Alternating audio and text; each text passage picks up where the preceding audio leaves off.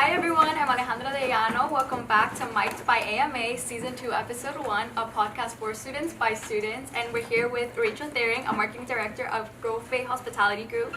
And today we'll be talking about how restaurant brands stand out in a competitive city like Miami. And we're so happy to have you. Thank you so much for having me. I'm excited to be here. I'm so sorry that my back is turned to everyone, but yeah, I'm really excited to be here, and I'm happy to be back. I'm a fellow graduate as well, so yeah. Rachel, thank you so much for being here. To start off, can you walk us through your role as a marketing director at Grove Bay Hospitality, kind of just what your typical day looks like? Yeah, of course. So as an overall marketing director, I feel like you have a really large role and presence. It's basically about weaving strategy, being creative, and also executing. Those are really important. So I think of it in different buckets. So what my team looks like is that, and honestly, there's no typical day. Every day is vastly different. That's why it's so exciting, especially in the hospitality field, just because there's so much fun to be had. So I look at it in different buckets. So with the interchannel team, we're in office every day, so we work extremely close with ownership.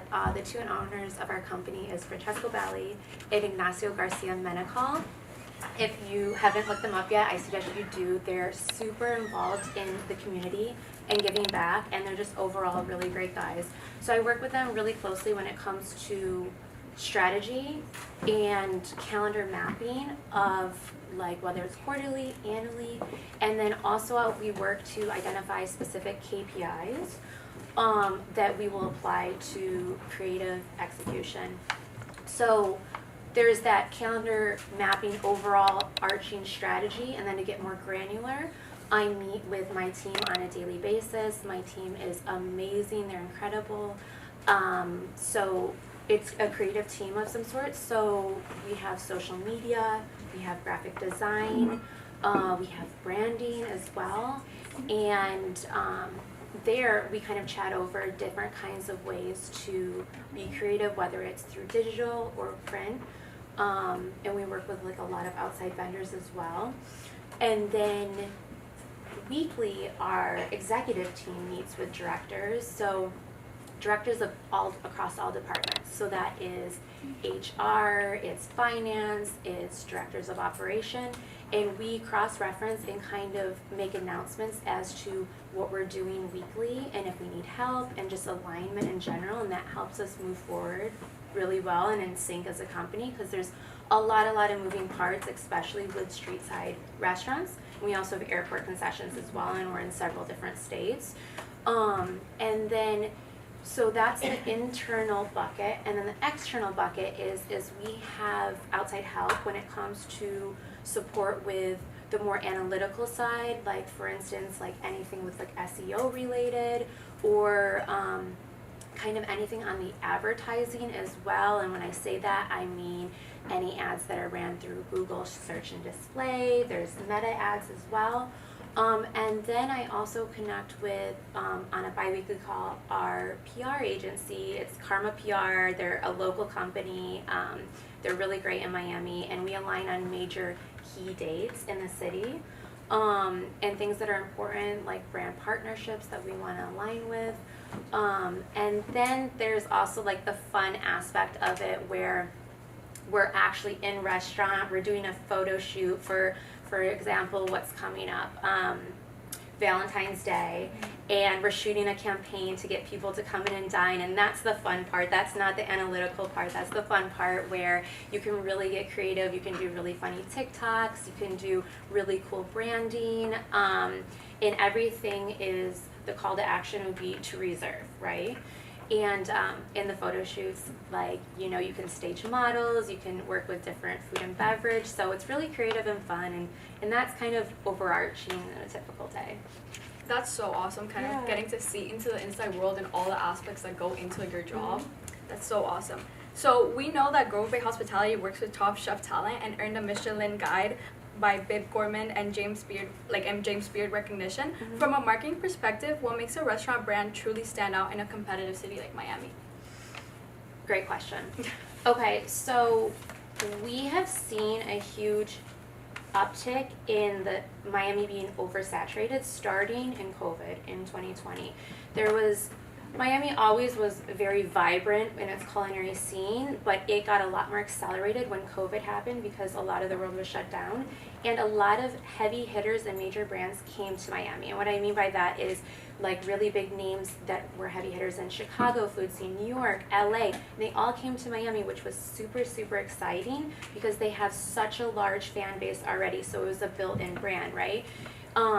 The challenging part as being Miami owned and operated True Concepts is that they took a lot of the tourism because they're so familiar. People that are living in LA, they come to Miami, they're like, oh, we're definitely going to this restaurant because we know it's fun, we know it's exciting. So that threw in a challenge, and it is very competitive. I think that something that you need to stay when the competition is tough is very consistent. Because you can be an amazing brand, and this works for all kinds of marketing, it's just not hospitality. And if you're not consistent in your storytelling and your frequency in posting, there's so much media right now, there's so much that's being piped out, you're gonna just absolutely get lost in the noise, and the algorithm is never gonna be in your favor. So I think that really honing in on your audience, staying consistent, and like you mentioned, accolades don't hurt either. So I know everyone's not a hospitality major, but in the marketing world, the accolades that really do matter when it comes to hospitality is James Beard nominee, Michelin Guide. In the Michelin Guide, you can be mentioned in the Michelin Guide. You can get a Bib Gourmand. You can get a Michelin star. You can get a Green Star as well. So how many people know what a Michelin star is? Raise your hand. Okay, a good amount. So a little lesson, a little fun backstory, a little history is, so Michelin, if you're thinking Michelin tires, you are absolutely accurate in that statement. The Michelin brothers started the Michelin Guide as marketing, actually. They're from France, and they started because they wanted to sell their tires. So they started a guide where people could drive around in the cars with the tires to go to different spots, whether it's food, beverage, staying, and they created a little guide, and they would star which ones they recommended. Fast forward to today, and it is a huge accolade. Only renowned chefs get it, and it is everything and anything. So I think it's so cool how something that is completely different is what it is today, and it just holds such a key indicator. So the Michelin came to Miami in, I believe it was 2023 the first year, and we got a star for one of our restaurants called Stubborn Seed. It's located in Miami Beach. It's south of 5th. It's amazing. If you haven't went, I suggest you go. And every year since 2023, we have retained that star. And just so you know, your star can be taken away, essentially. Just because you get a star one year, you have to maintain that star, and that's what people strive for excellence. And chefs and restaurants have been taken away a star. And it's devastating, So we have received a star every year. And last year, we actually received the accolade of a Green Star. And a Green Star means that you are really, you're really agricultural friendly. You really care about sustainability, which of course is really important today, and people really are mentally sound in knowing that. We have Compost for Life that we've aligned ourselves with, and it tells we compost everything that we do not use, and so you can get these crazy statistics, you composted this many meals, you saved this many all the statistics, and it's super good to know and see and feel good about. And yeah. That's super interesting, and a super interesting insight, because I feel with Miami especially, sometimes you can get so overwhelmed with the amount of options and just what really makes a brand stand out generally. Right. Many of the brands you actually work with balance a luxury image while still feeling inviting. Mm-hmm. How do you elevate a luxury restaurant brand while keeping it accessible and engaging to everyday guests? Okay. So this is a good one because fine dining does not always mean luxury. So when we define luxury, what is luxury? It's state of feeling. It's meant to feel unapproachable. It's meant to feel unattainable because luxury isn't for everyone, especially in this economy. So even though we do have a prestige Michelin star at one of our locations and all of our concepts are so vastly different, it is fine dining, but you can be fine dining without being a luxury restaurant. We are very welcoming, and we think that that high caliber of food and beverage should be for everyone. Whether you live south of 5th and you're a multimillionaire and you can go frequently, like once a week, or you're saving up for 4 months to go on a date for your anniversary, we think that everyone should and can eat this food and make it a priority. And it's anywhere from the atmosphere, like when you walk in, all of our staff is super welcoming, down to the music and all the touch points. So that's kind of how we balance it. Something can be really amazing, but it can still feel very warm, welcoming, and human as well. Of course. Hospitality is kind of all about experience, and how does marketing kind of play a role in shaping the guest journey before, during, and after someone visits one of the restaurants? Oh, it's everything. So and that's the challenging part of marketing, because you have to, in an oversaturated market, you have to get someone's attention that might not even be interested when, like, there's only, foot traffic is very different from capturing someone in, like, for instance, like an Instagram ad, and getting them to want to come in. And it's ultimately a disruption in their pattern. Like, what are you going to put in front of someone? You have 5 seconds to really capture their attention, capture their eyes, and they want to say, I'm going there on a date, I'm going there with the significant other, I'm going there with my girlfriends to have lots of fun.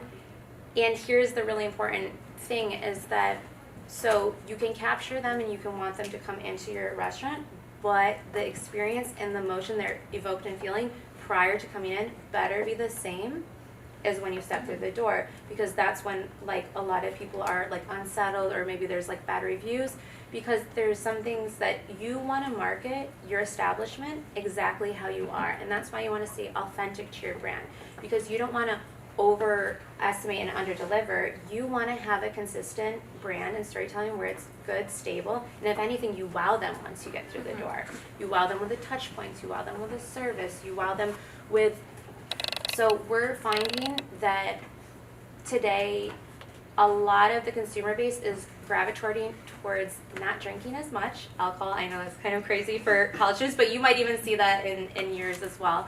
But not drinking as much and being really wellness based. So another thing, how to wow the guests when we get through the door, is seeing the restaurant in a different light. And what I mean by that is, okay, so maybe like a paint and sip, doing art in a restaurant. You don't really think about doing art in a restaurant, or doing a really cool activation. We align ourselves with a lot of good fitness and wellness brands, whether it's Jet Set or Coffee and Chill, where they're doing these activations in our restaurants, in our 4 walls, and people that might not be familiar with our branding are coming in, and people are like, wow, I love this. Okay, I could see myself having my rehearsal dinner here or whatever. So we want to get as many people through the doors as we can in our storytelling, wow them.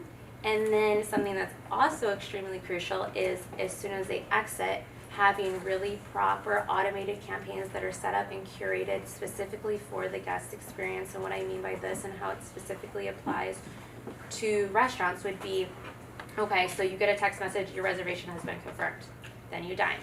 And then you get a text message after, thank you so much for dining with us.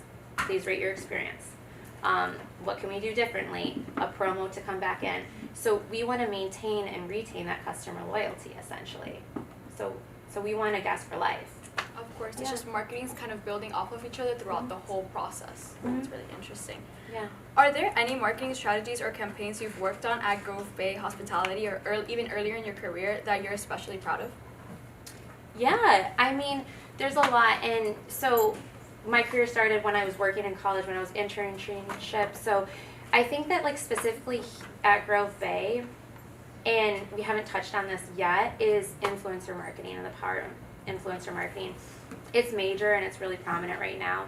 I think influencers have an ability to see you in a different light and be able to capture not only their audience but your audience as well. And I think that that's why user-generated content is doing extremely, extremely well right now.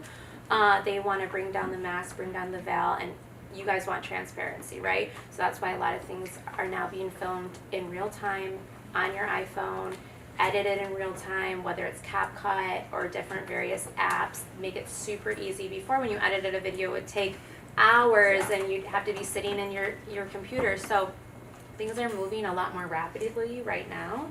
So yeah. Yeah.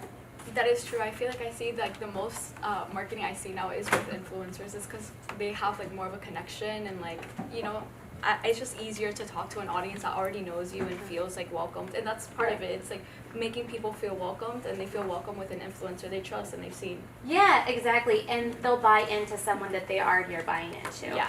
And like, I think what's fun for me, and that's why it's so rewarding, and like one of like the coolest things is that I get to curate and hand select. And this isn't like, I'm of course a huge foodie, so I love following influencers and I love to see all the food content and go to all the spots.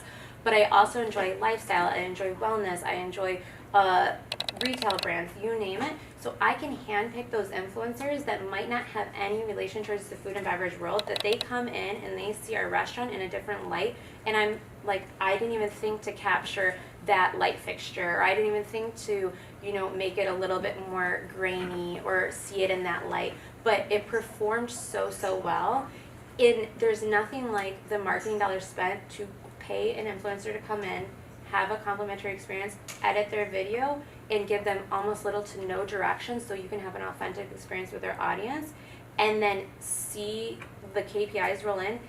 Now, a huge indicator, it used to be how many people are viewing it. I'm talking about real specifically, how many people are viewing it, how many people are liking it. Now, what a key indicator is how many people are sharing it. Mm-hmm.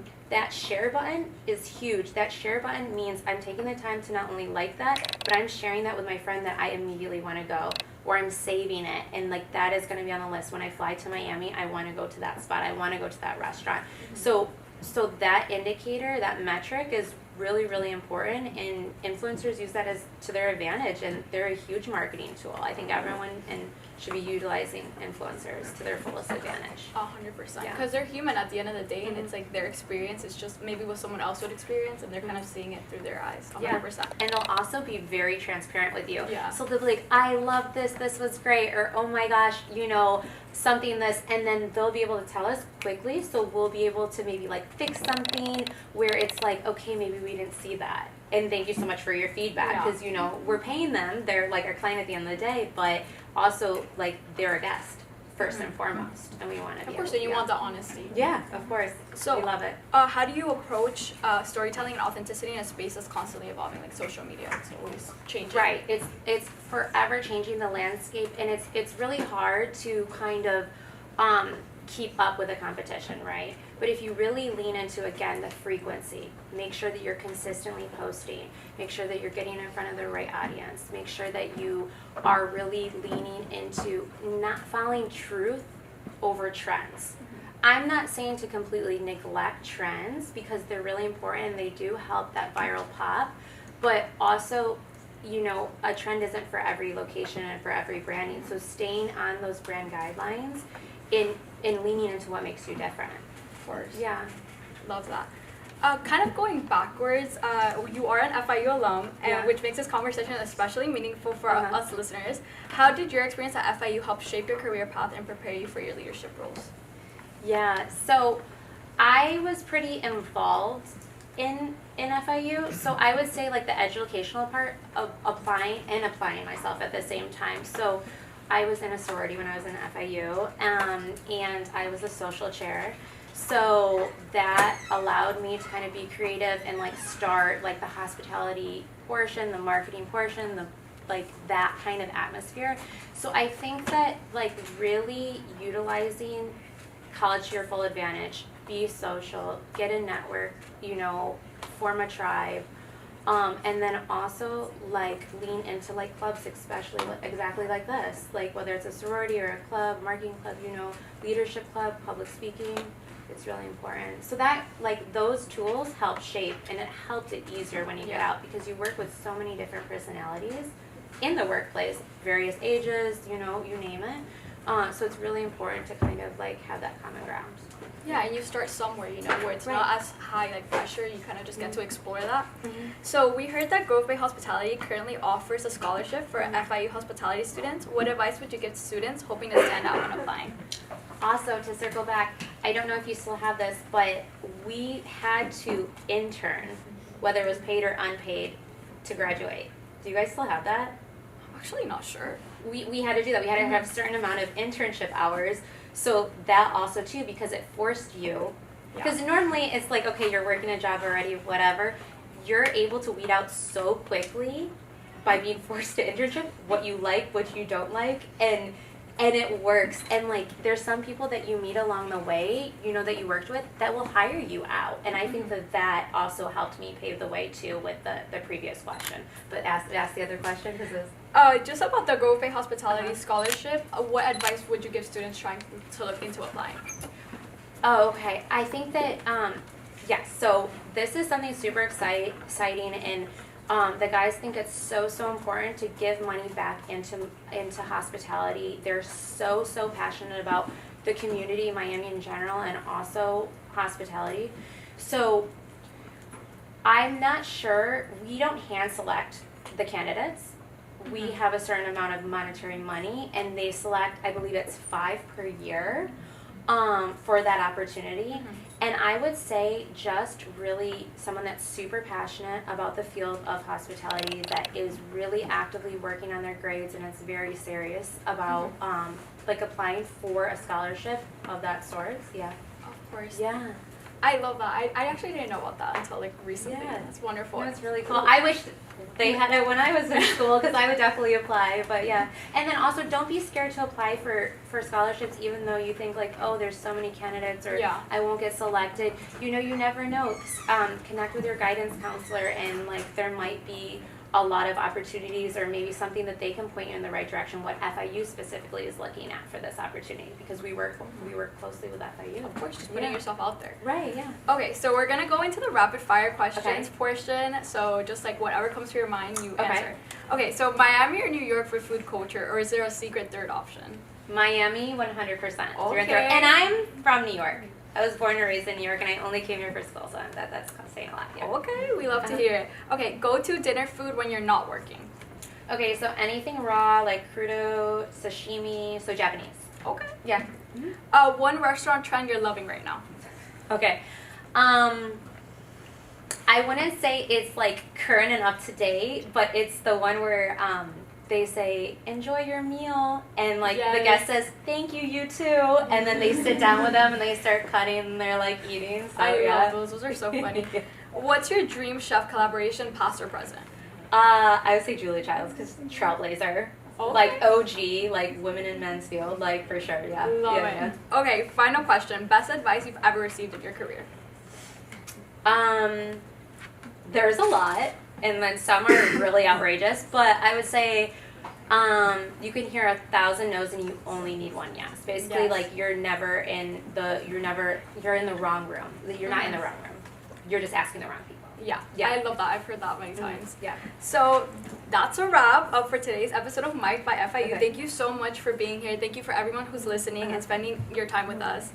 New episodes drop every Tuesday on Spotify and on YouTube, so make sure you're subscribed wherever you listen or watch. And to stay up to date on future episodes, behind the scenes moments, and everything Mike, follow us on Instagram at ama.fiu. Yep, I was your host today, Alejandra Diano, and we'll see you next time on Mike by FIU. Thank you.